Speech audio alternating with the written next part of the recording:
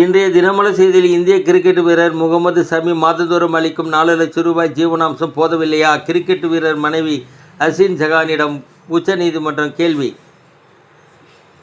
விவாகரத்து ஆனவுடன் முதலில் மாதந்தோறும் 50,000 ரூபாய், மகளுக்கு ஒரு 80,000 ரூபாய் கொடுத்துள்ளார். வழக்கு மேலும் தொடுத்ததில் மாதங்கள் மனைவிக்கு 1.5 லட்சம் ரூபாயும் மகளுக்கு 2.5 லட்சம் ரூபாயும் மொத்தம் 4 லட்சம் ரூபாய் கொடுத்துள்ளார். இப்போது தொகை போதாது, மேலும் உயர்த்தி வழங்க கேட்டுள்ளார். இந்த பெண்ணுக்கு பின்னாடி யாரோ ஒருவர்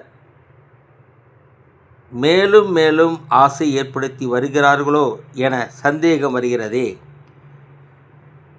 பொதுத்துறை நிறுவனங்களில் அரசியல் பின்புலம் உள்ளோர் இயக்குநர்களாக நியமிப்பதற்கு குறைந்தது 5 மியூச்சுவல் ஃபண்ட் நிறுவனங்கள் எதிர்ப்பு தெரிவித்துள்ளன. இங்கேயும் அரசியல் சார்ந்தவர்களா நுழைந்தால் மக்கள் போடும் முதலீடு கேள்விக்குறியாகுமே. வணக்கம்.